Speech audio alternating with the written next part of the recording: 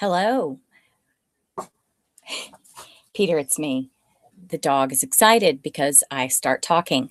It's silent out here except for the sounds of the cows way down in the valley below us, and sound really travels. So you'll probably hear the cows a little bit.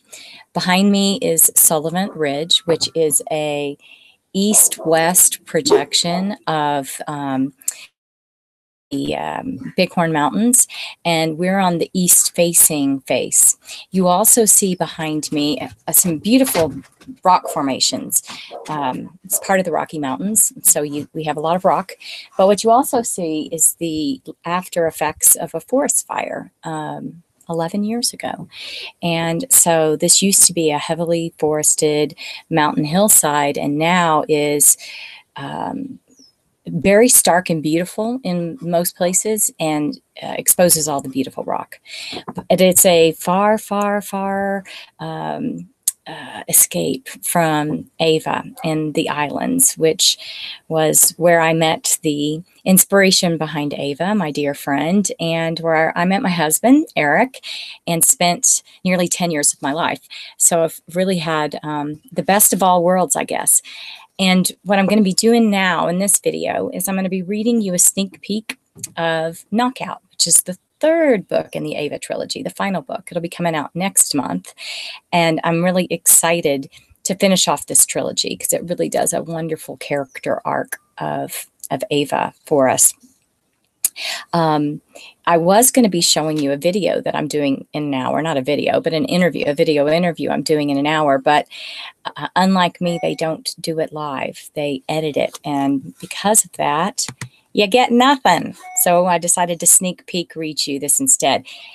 I am receiving emails and texts, and they're making dings. This is what you get when you get live with an author. I'm no techno genius. I just do words. So with no further ado, I'm going to bring you the last chapter in the Ava trilogy. But I also want to tell you, actually, there's one piece of further ado.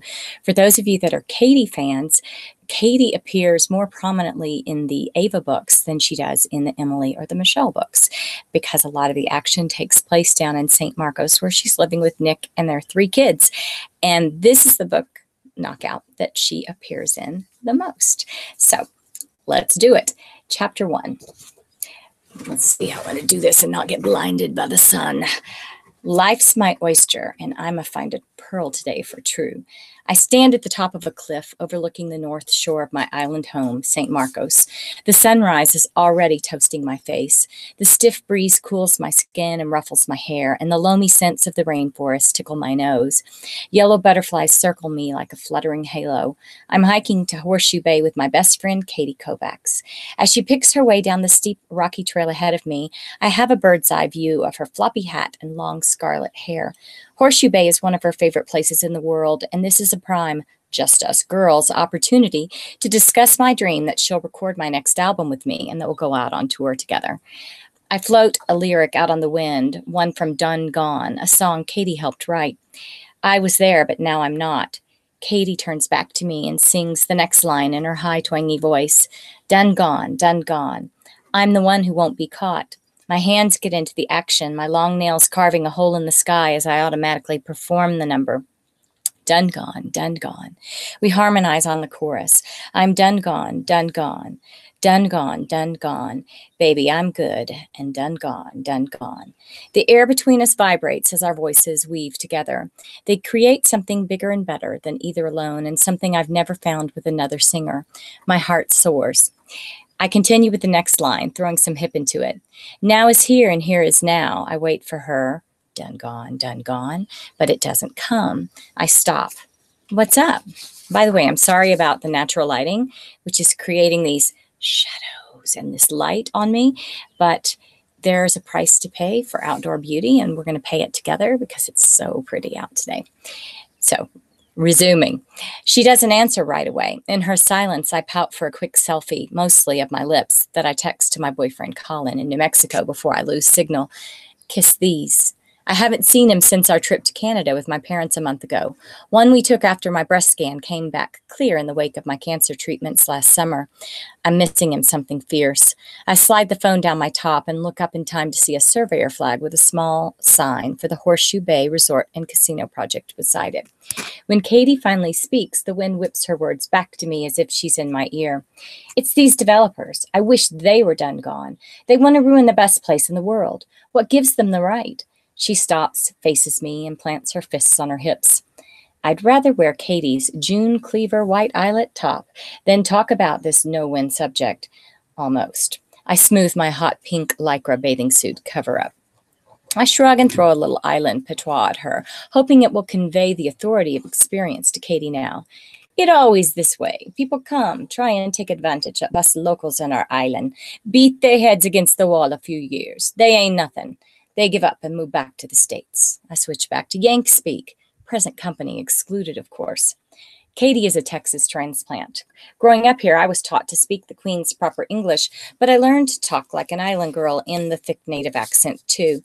It's natural for me to blend like a chameleon with my audience, and I talk continental with Katie most times, which we call yanking, and slip back into my accent with locals, or when I'm serving up what non-islanders expect. In other words, the public Ava, the singer and performer, speaks with the strongest accent I can muster. Katie snorts and resumes her descent. But the developers are locals. Bryant and Chucky are doing this to their own island, their own people. She says it like she's asking me to explain for Bryant and Chucky Sylvain. I don't know them to speak of. Bryant was about 5 years ahead of me in grade school, and Chucky is his older sister, so I can't guess their motives. But I don't need to speak, because Katie isn't finished by a long shot. I want people to get upset about this. It's like they don't care. Her voice rises in volume and pitch, and it's clear she means the people who don't care are locals, like me. She's wrong about that. I care. It's just not the same being a continental transplant as it is being a Banya local, born and raised on the island. You can't replicate decades of personal history with a good heart and the deed to a house. She trips over an exposed root and goes down. It's not a bad fall, but I rush to her. You okay? I scan her for injuries and don't see any blood. I'm fine, except that they're going to build a resort and casino in Horseshoe Bay, less than 5 miles from our house at Estate Annalise. It's going to ruin everything I love about living here. I just want to punch somebody. She brushes soil off her knees and gets to her feet. You live out here too. By here, she means the West End rainforest above the North Shore, where her home is. But I don't really live out here, not like she does. For her, the house was a saving grace, a place that brought her back to life after a very bad time. It's a temporary solution for me. Oh, hair and face. I did spend a few months house sitting at Annalise a couple of years back, and now my daughter Ginger and I are staying in the bottom floor apartment there with her Katie and her husband Nick and their kids on the upper floors. I've just crash-landed back on St. Marcos after dumping my record label and quitting a national tour. Nick's parents were living in the apartment, but they're on a sailing trip around the world. Timing is everything. The Kovacs have given me a haven there to figure out my next move, but a couch crasher is not a homeowner, and the bond Katie shares with her house and the Jumbie spirit that inhabits it compounds the situation, because she does have a Jumbie, a spirit, a ghost, one I've seen with my own eyes, one that even talks to her young son, Taylor. I don't want to fight. I want to sing and talk about collaborating. We were great once, before Katie flaked on me for marriage and kids and I went solo. I want to be great together again. Katie's having none of it. She speeds up, muttering. She doesn't show her Irish temper often, but her steps are fast and heavy. I hurry after her, careful not to plant myself into the dirt like my friend. For someone who loves this part of the island and calls it her spiritual center, Katie sure isn't taking the time to revel in its beauty this morning. She's a black and white negative of her usual self. An especially strong gust rips her hat off, and I snatch it as it cartwheels through the air. Katie marches on, not waiting for me to return it to her or saying thank you. I sigh, defeated out of my silence. I do care. I am unhappy about this. I just don't know what you expect me to do about it. I hear her growl carried on the February trade winds, even though she's 10 yards ahead and doesn't turn toward me. You are Banya. She pronounces it in the local style and uses it correctly as a noun instead of a verb phrase. You can do a lot more than I can. I take advantage of a flat stretch of trail, trotting to catch up with her. My heart rate is high, which isn't supposed to happen until the hike up. I'm tired all the time lately. I've let myself go since leaving the tour. Late nights spent drinking aren't helping, especially with my friend and stylist Chin on island with his pregnant wife Drea as our designated driver. They're probably sleeping in. Chin is going to wake up bright-eyed and bushy-tailed, damn him, despite doing rum shooters till the wee hours. I exaggerate my breathing, panting like an old dog on a sunny day, hoping Katie'll take the hint. She doesn't break stride or slow down one iota. I put a hand on her shoulder, just my fingers really, as gentle as the wings of the butterflies that circled my head earlier. It won't do any good. These things come, these things go. If I had a dime for every developer who tried to build an eyesore on our beaches and failed, I'd be a rich woman. You are a rich woman. She's right. As of late, I have a lot of money from music sales, live performances, and investments. But I think she's misunderstanding me on purpose. I'm just saying that the developers don't stand a chance. Things here, well, nothing ever moves forward. I'd hardly call destruction of a natural wonder moving forward. Katie escapes my fingers. She's not going to be talked down from this, and I don't blame her, really. The Horseshoe Bay project has been fast-tracked for some reason. According to our online newspaper, the St. Marcos Source, not the pinnacle of journalism, but all we've got, the results of the soil testing, only just submitted to the Department of Planning and Natural Resources, are expected back any moment. That kind of speed will be a first for the DPNR. Applications usually languish in permitting and approvals until they wither and die. Someone must owe somebody a favor, or more likely, be getting a kickback for a rush job. The result will be the same. Once all the hands are greased, the fists will close. I love this place, too. I must not have said it with enough conviction. Katie turns to me. She keeps walking backward down the trail. She's going to fall again. I make a move to catch up with her, but her eyes arrest me.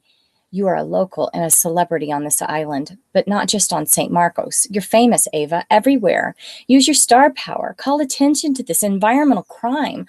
I'm not a local, and sadly, never will be. I can't do it. All the environmentalists down here from the States protesting can't do it. But you can. I've seen you throw assets in the face of men for years before you ever hit it big, and it's always worked. Get someone's attention. Make this go away. Her words sting. I like the truth less at some times than at others. When I don't answer immediately, Katie makes a disgusted sound and hurtles recklessly down the trail again. A feral cat with lion hair steps into the rutted two-track Jeep trail between us. It locks eyes with me like it's my spirit animal trying to pass a message or something. Only I don't think spirit animals are part of my heritage. Father from New Brunswick, Canada, and mother from the Bahamas.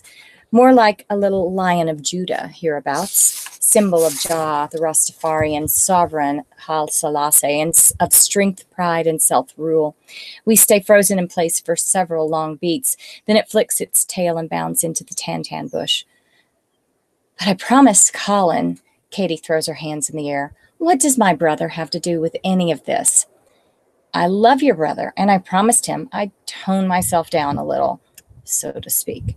I never told her about my behavior when I was on tour with Spikehead or my confession to Colin. It's too humiliating. My musical idol, Morris Francis, made a pass at me, and in a moment of heady pheromones and new rock star adrenaline, I all but did him in a hallway behind a concert stage. If Colin hadn't showed up, I would have. I'm a flirt, and uncharitable folks call me oversexed. But I love Colin. I won't ever put myself in a position like that again where I can hurt him and I might lose him. We've got a good thing. I promised myself this, and I promised him. We passed the remains of a sugar mill. Vines snake their way between its rocks, and the walls are crumbling onto the forest floor. Sometimes we stop here. It's a peaceful spot. Staring up to the sky from inside the mill reminds me that 150 years ago I might have worked as a slave at a place like this, and I feel grateful to be alive now and not then. But Katie and I don't stop here today. The silence between us thickens. My mind returns to the mill and the people who worked it, whether they wanted to or not. Slavery. There are all kinds. I might not have been owned by a plantation, but haven't I been enslaved too? To the white priest who defiled my young body, to the boyfriend who used me up while he took his freedoms, to Venus, where people controlled me and took my money. Of course, I see the difference. I have personal freedoms, and that's everything. They're what made it possible to free myself. Every time. The realization has a strange effect upon me, and I revel in it for a moment. I freed myself, and I don't ever want to be owned again. I'm free. The thought makes me giddy. Even with Katie's sour mood, I'm young, alive, and free. I lift my arms and twirl once, then break into a few dance steps. The wind carries the sound of heavy breathing up the trail, warning that someone is coming. I trade dancing for normal walking. A man appears. He looks wild, sweaty, disheveled, dirty, but most people do after a round trip on foot to Horseshoe Bay. He's carrying a heavy-duty fishing rod and a tackle box with the decal of the Big Apple. His eyes are on the ground, and when he glances up, he's almost upon us. He jumps back. He's wearing beat-up horn-rimmed glasses instead of sunglasses, which is odd, and if I'm not mistaken, his eyes are green, which is unusual for someone as black as he is. But I recognize him. I first saw him last spring when he stripped and bathed in the harbor outside of the Boardwalk Bar and Grill in broad daylight. He's been a fixture in the town of Taino in the last year, the latest in a long history of the St. Marcos homeless. Some burned out on drugs and alcohol past the point of no return, others mentally ill. People call him Dexter. I don't know if that's his real name or if it's short for Poindexter because of the glasses.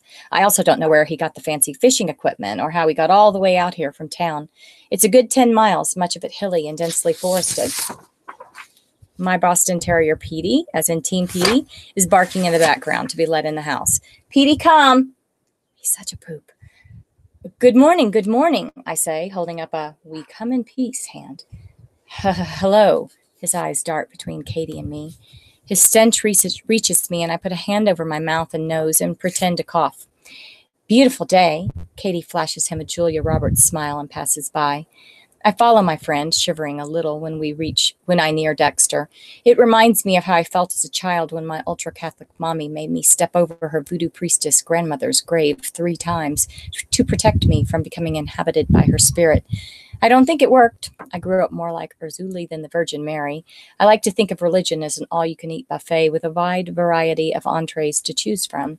Voodoo, Rastafarianism, my beloved Roman deities, and very occasionally Catholicism. We no longer hear him or smell him, thanks to the wind, once we're on his downhill side.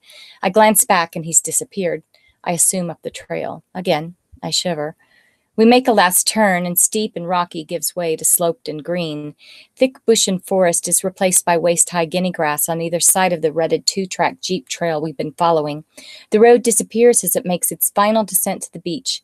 The sky is cloudless. January brought rains that broke a 9-month drought, but February has been nothing but bright blue so far. Today, birds of prey dot the sky. Cormorants, seagulls, frigates. The only time I see birds gathered like this is when a tourist scatters a picnic lunch at the water's edge or a fishing boat is bringing in its catch. Few people deep sea fish this close to the north side of the island, though, because of the underwater hazards and the angry strength of water against rock cliffs is too risky. I forgot to turn the page. I hasten my pace, overtaking Katie and surging ahead of her. What's gotten into you, speed demon? Katie says. When I glance back at her, her eyes are on the ground. Look, I point at the horizon. She squints, her nose crinkled under oversized sunglasses that she wears for extra protection around her eyes. I realize I'm still holding her hat. I walk back to her and jam it on her head, pulling the brim down. I slide the clasp up until it bumps into her chin. She's already pink from the brief exposure to the morning sun. What's a nice Irish girl like you doing in a place like this? I step back from her, gesture toward the beach again. Let's give the environment, world peace, and hunger a rest and go see what the birds are so interested in. She doesn't answer, but the lines around her mouth soften. I hold out my hand and she takes it.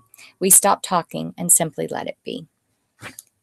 That's the first chapter of Knockout. I'm so excited to have Katie and Ava together again and to give you your trip through 300 pages with them. June 12th, that's the release date there. But in the meantime, you can get Stunner, you can get Bombshell, and you'll be ready when Knockout comes.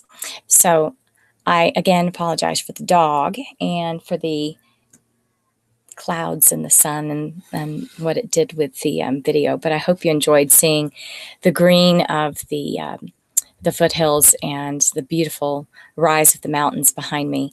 This is our first full day in Wyoming for our 5-month season here, and I'm really reveling in its glory.